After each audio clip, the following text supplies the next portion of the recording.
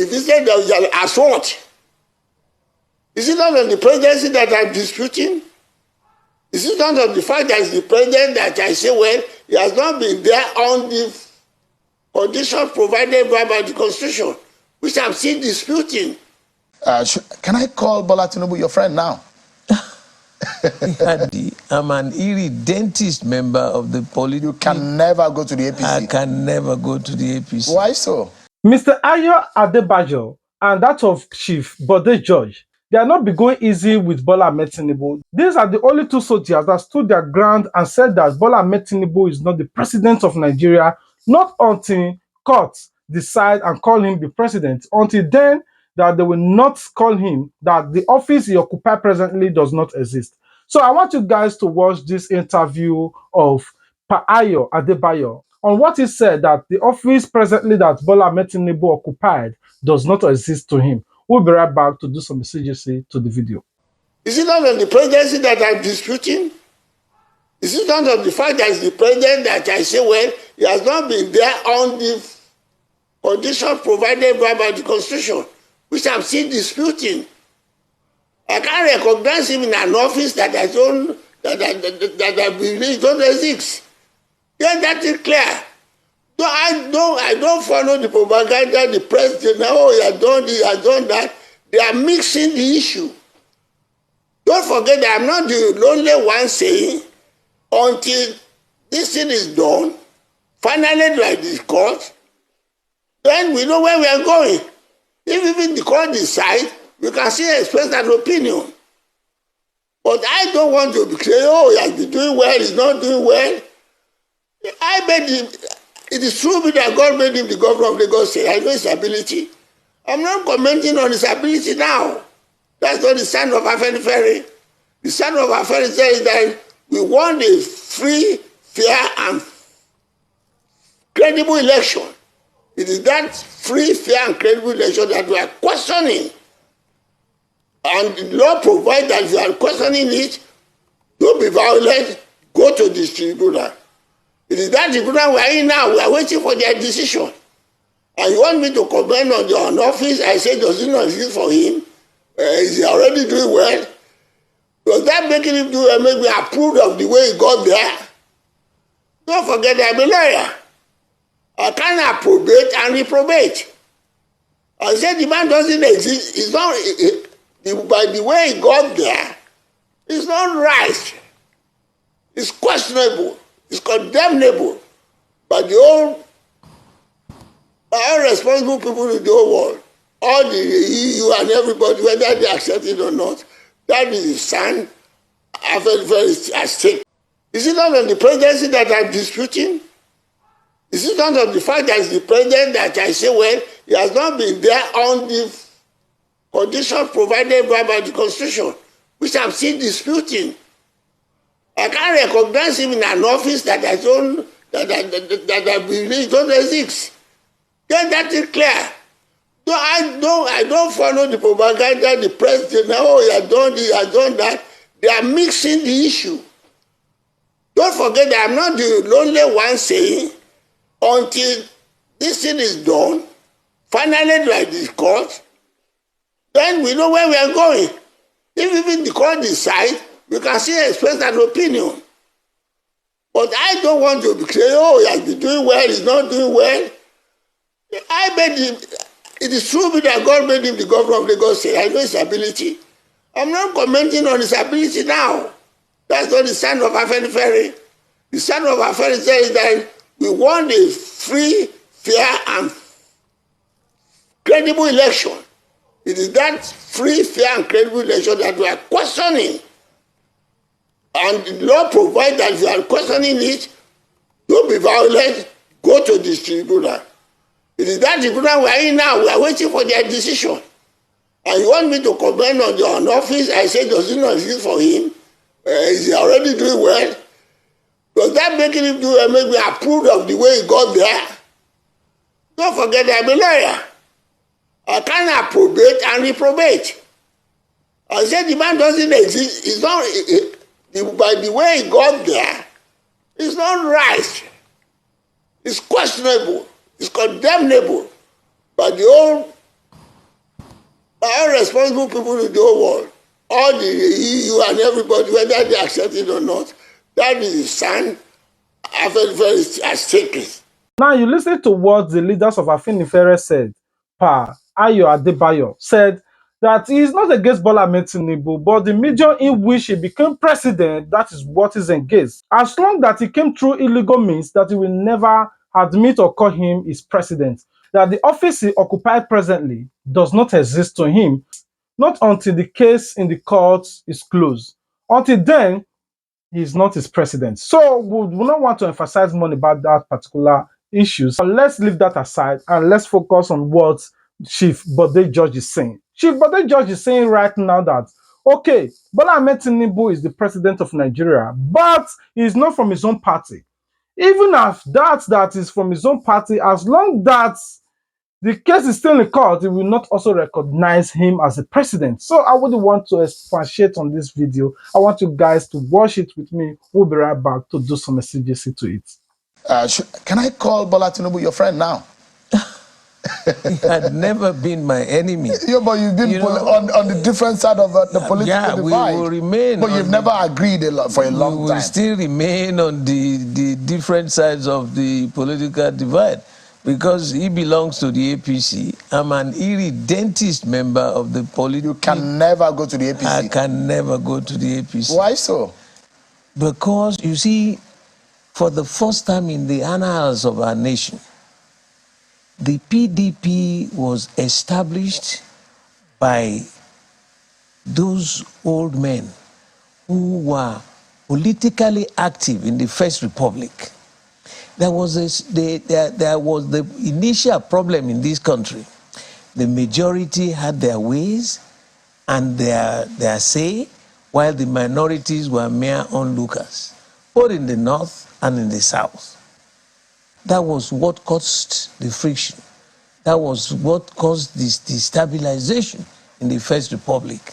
When I mentor a lot of the young people to tell them, my experiences at that time, this friction was perpetual. The nation was not stable. And it went on and on. I can't start going into details. First coup, the second, the counter coup, the civil war. Coming back from the civil war, we changed from the regional governments into one unitary system. And we kept telling Nigerians we borrowed the American system. But the long and short of it is that when in 1998, when General Abdulsalami was leaving, they still brought this constitution, that for me, it is so military in its outlook because it's like a pyramid. And the powers still emanate from the top, percolates to the bottom, like you have in a military organization. But a democratic dispensation, the power must come from the base up. We copied the American system, and we have copied it. A state governor in America has his own powers. He uses the resources of his state, managing them very well for the benefit of his people. There are certain laws that the states can make, certain areas the state can make, and they still have their capital and their president. When there is need to ask for favor from your president, of course, even policing. What is the first responsibility of any governance? It is the protection of life and properties for the people, right? Now, here, we have only one police. They just won in Egbetoku now. He runs it all the way to all the various DPOs and all the areas. He deploys them. It's not working. We don't have an effective management of the communities. In America, you have the Federal Bureau of Investigation. That is the national police. In every county, which is like the local government, they have the county police with the marshal. In the state, they have state police. So that makes it airtight. Even with that, there are still loopholes. They still have a lot of killings they still have it because of this gun issue, this lawlessness. But we are saying here, there's nothing wrong. We will still reserve and keep the national. But you see, when our party founding fathers came in 1998, they sat together. They forgot their differences because somebody like Chief Bola Ige, to sit in the same political room with Dr. Alex Ikweme, it was impossible. Or with Jimmy Wobodo, it was impossible. So, I mean... So that's why they came together and decided that, look, we want to remove this gray area, this problematic area of friction, of majority having their say and their way, while minorities... I mean, I was asking, as a build-up to, trying to build my line of questioning tonight, and I thought that it would be good for the world to know. So you've had conversation with me, and you've shown how disgusted you are with the style of politics of Bola Tinubu. Yeah. But for some reason, some of the friends of Bola Tinubu are now your friends. I mean, it's Governor Wike, Governor Mimiko, and the rest. And one would think by affiliation or inference, just maybe you might find yourself on this side. Maybe you are seeing Bola Tinubu in a different light. Is it possible? It's not. You know, he was governor of my state. I told them at one meeting. And now the president of your country. Yeah, the president of the country. Well, let's wait for the outcome of the judiciary. You know, the process is not over. It's not. The day the process is over and the courts announce him as the president, we have no other way to fight but to pray for Nigeria. You know, what the major difference between Bola and I is his methodology, his managerial style is not like me. You know, I have the background in the military and I'm a logistician in the military. You know, you don't carry your men to war without adequately doing your serious planning, intelligence gathering. It's not a matter of Chief Judge, with what we have seen now so far in the almost a month of Bola Tinubu in the saddle, what do you think about his abilities and capacity so far? It is too early in the day. You know, it's not a 100-meter dash race. He is to manage the people, whoever is there, to manage the resources of this country for the betterment of the people. It's just starting off. You don't have... What does it start looks like? No, reasonable. Reasonable is not perfect, but it's reasonable. At least it's better than what we had known before when he was in Lagos. Maybe he was much younger at that time, no experience. But now Lagos is not Abuja. You know, Lagos, you speak the same language, you roll from here to there, they are the same people.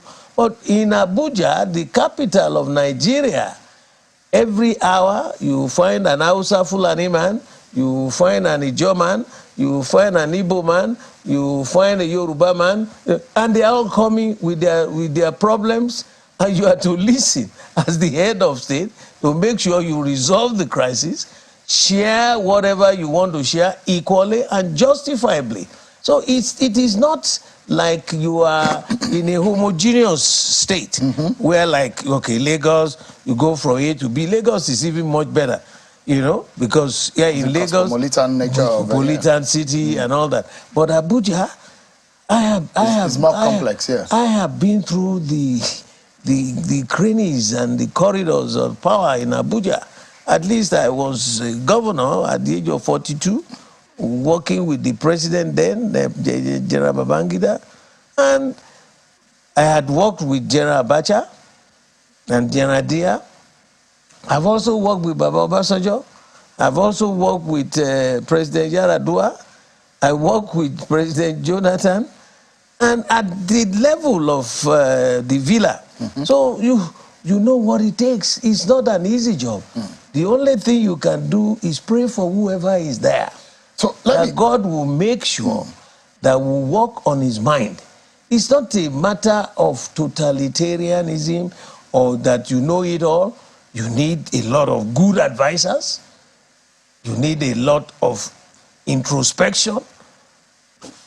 Now he's doing some balancing. We could see it may not be perfect, but so far it is reasonable. Let me take you to the top of your training of your younger age, which is in the military. Right. And now he's made an audacious move by not sticking with the service chief. The past president, former president, he still used the service chiefs that was left by former President Goodluck Jonathan for a reasonable amount of time.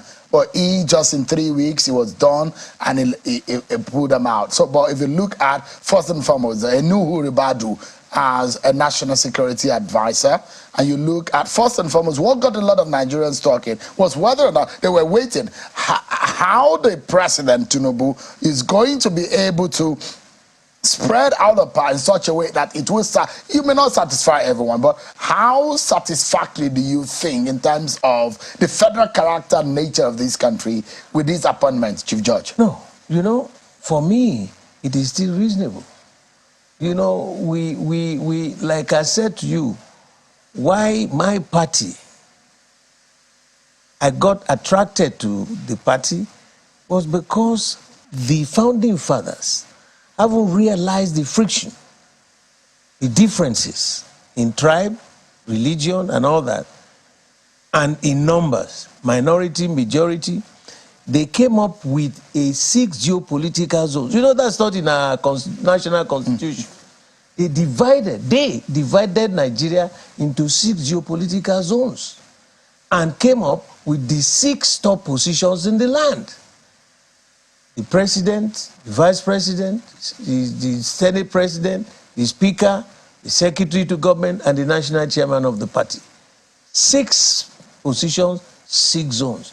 So every zone will take something home, unlike before. So now, when you take that home, 3 up, 3 down. After 8 years, all the 3 up will come down. So that brought this inclusivity, that oneness, that sense of belonging, that loyalty to your nation, that you are not being abandoned, you know? And that's a major crisis in this country. And sometimes I wonder, people talk about religion, they talk about tribe, they talk about, and that's why we take 1 step ahead, 10 steps back, you know? So if you don't distribute things fairly and justifiably, you will always run into problems. Do you think that satisfies, from your own point of view? You've been in the military. Right. The manner in which the president, that's not the only appointment, not only the service chief, he made some other appointments. What is your general view, you know, administratively? As the commander-in-chief, you have the Army Council, he's the chairman. You also have the Naval Board, he's the chairman. You have the Air Force Council, is the chairman. The police service has a chairman of their own. Police service, because that's a civilian administration. Or you talk about commander-in-chief. So he has the right to appoint, to fire any of the service chiefs.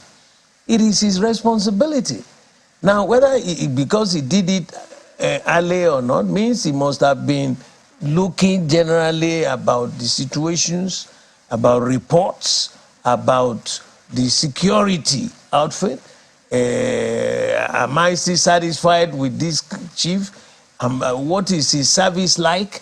Have they provided what they are supposed to do? There's so many things that he will consider.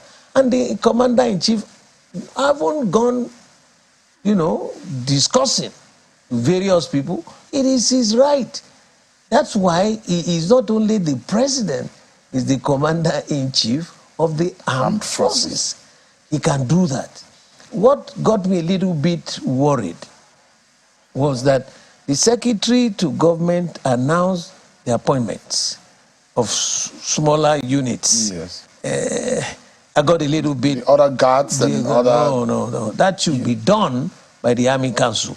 or the Naval Council, or the Naval Board, as a or case the Air Force Council. So you don't think that it should come from the top? It should come from the rank of the military? The council, the chief of army staff, you know, because you are now he will have to do a reorganization of his directors of this, directors of that, such top managers who will be working with him. Automatically, with the appointment of these men as a service chief, there are people who are senior to them that are automatically out of service. And some of them who are mates are automatically out of service. They may retain their own mates, but once they make a junior member your boss, they are telling you you should just go home.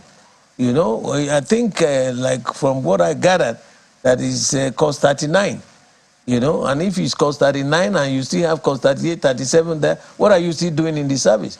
Maybe the chief of defense, the new chief of defense, maybe he's senior, I don't know. Hey, I left the service now. Most of these guys didn't even meet me when I was in the service. Do you think that in terms of Egbetokun, former worked with President Tinubu when he was governor of Lagos. Did he? He was a commissioner of police also at some point in Lagos. Really? In Kwara State, was an AIG, promoted newly as an AIG, brought into Abuja, now got the position. And some of other positions that have been made, Nuhu Ribadu as National Security Advisor, knowing that there is a major security issues in the land. You think that there is a kind? What do you make of that of the decision of the president generally? You know, I still don't want to start saying well done or you are not done. Let's pray for this country. There are challenges. The internal security challenges are enormous. All right? Now, I will pray that Mr. Egbetokun, you know, when I heard him saying that what he felt inside him, because he had been through the system. He's been commissioner in operations, he's been AIG in operations.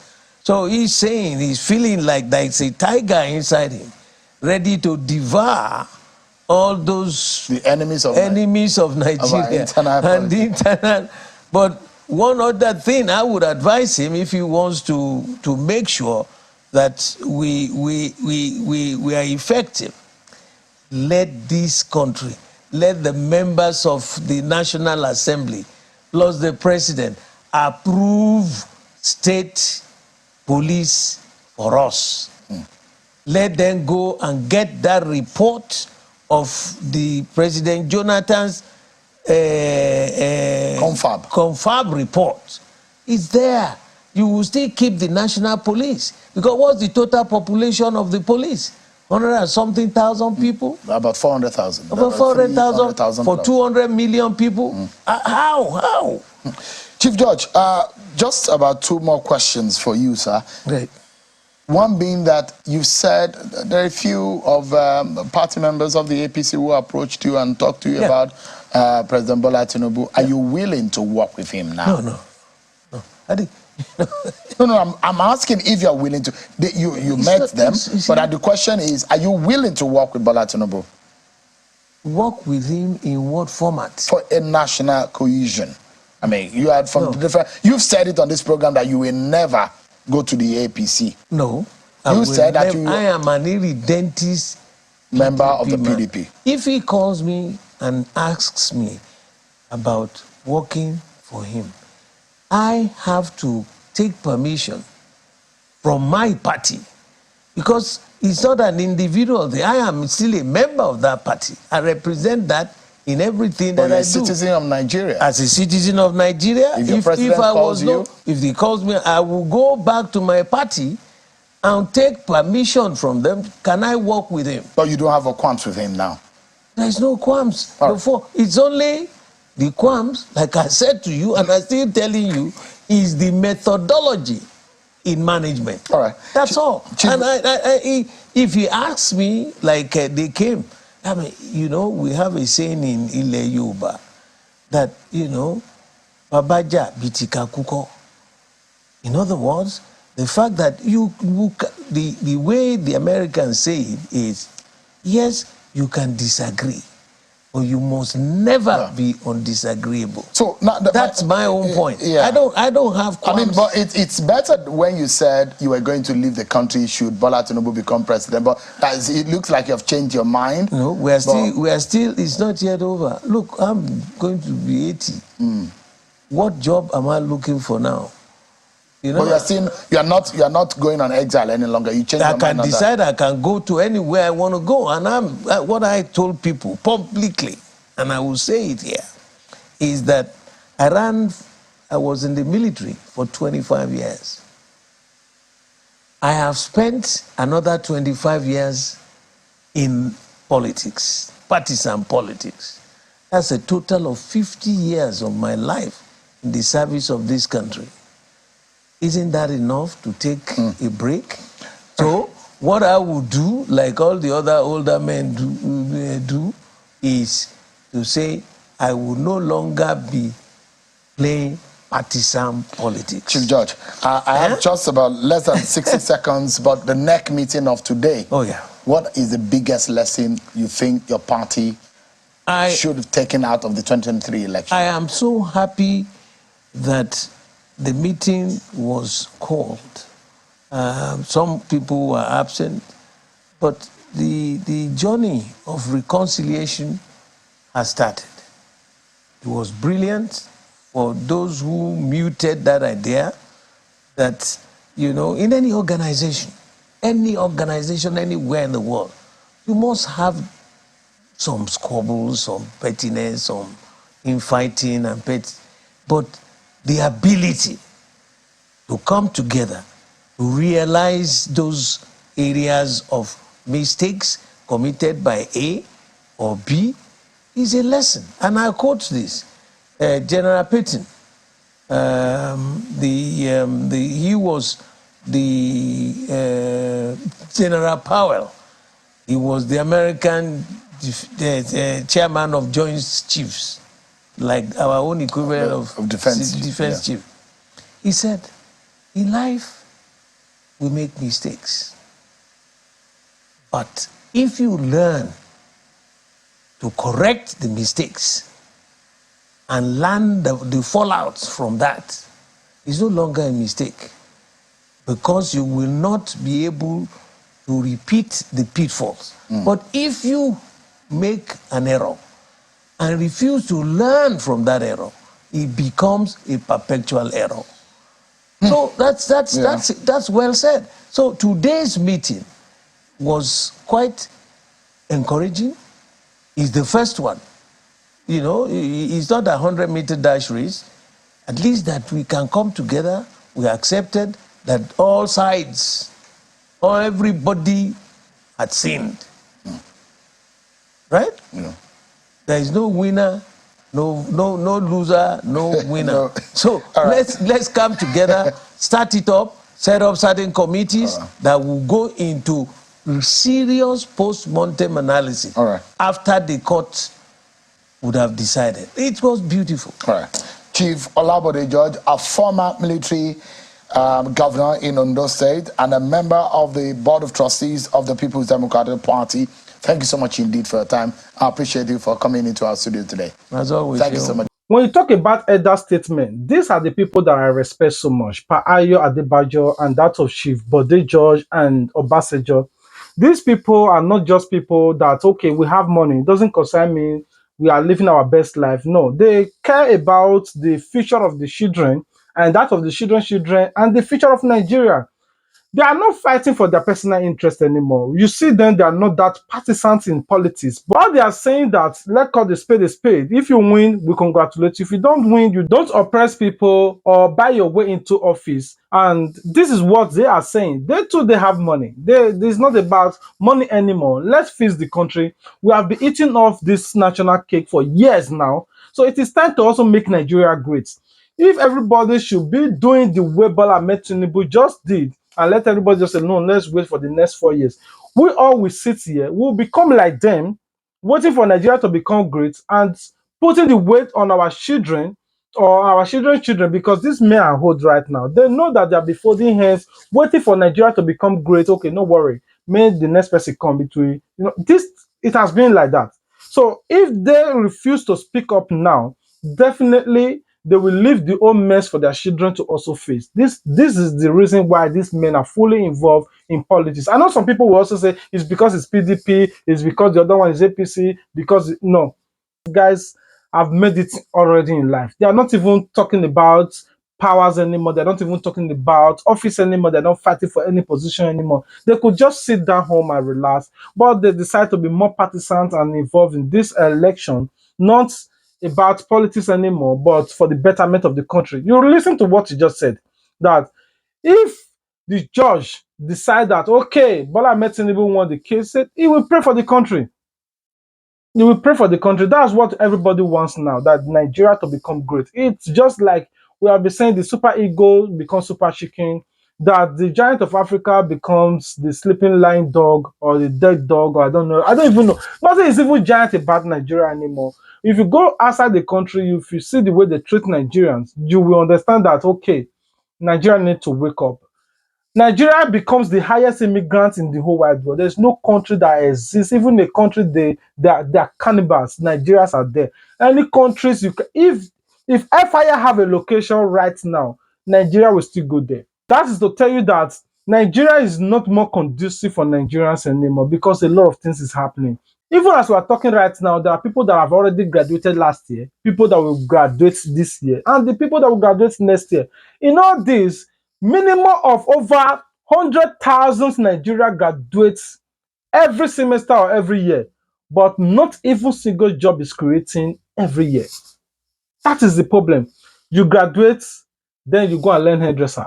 You graduate, you go and learn how to drive keke. You graduate, you become a bricklayer. You graduate, you go and do Yahoo. You graduate, you start selling organic cream. You graduate, you start learning tailor. That is what is happening in Nigeria. People with professional results. Now, those that study medical doctors that are traveling out abroad for UK, Nigerians also saw it. Our people are traveling. They also look for a way to block it. They don't want Nigeria to. They just want to destroy the country. They are not building hospitals to put these people to work as a medical doctor. At the same time, they are traveling out to make homes for their family. You are still looking for a way to block it. Talking about the military, when I heard that the military of Nigeria that they received 52,000, I was shocked. If you spend 15 years in Nigeria as a military officer, you'll be receiving 62,000. I was like, if you spend 30 something years, it's not even up to 100,000. What's this? And a bag of rice remain 30 something thousand. If you have many children, let's say you have 4 children, you are an officer. How do you expect these officers to pay school fees, have strength, build a house, or even feed his family? It's difficult. So even for the single ones, it's difficult. That's why you see them be assigned to do an escort with somebody guiding people so that they will have more money than the actual money that the government is paying them. You don't have to blame these people doing shonsa, because that is where they get extra money to feed their family. That's why you see police being in the street, harassing young guys, taking money from them. You don't have to blame. These guys are suffering. Police officers is not even receiving up to 40,000 naira. How much is bag of rice? A man that have 5 children or 3 children going to school, and each school fees is nothing less than 12,000 naira. And school fees, we are talking about every 4 months, paying 12,000 naira for each children, and your salary is 40,000. Transport fare is not there. It's too much on these guys. Anyway, I wouldn't want to talk much. What do you think about what Chief Bode just said and Pa Ayo Adebayo said? We want to hear from you guys about these whole issues. Do you agree with them that Bola Ahmed Tinubu office still does not exist until court case closed? We want to hear from you guys. What do you think? God bless everyone that have been supporting the growth of this channel. Until we meet again, stay tuned from BTV. We love you. Peace out. Don't forget to subscribe to get notified. And as you they share your support, now say God bless you too. Sense on the bit. Plan B TV, Plan B TV, Plan B TV. Oh, Plan B TV. unity.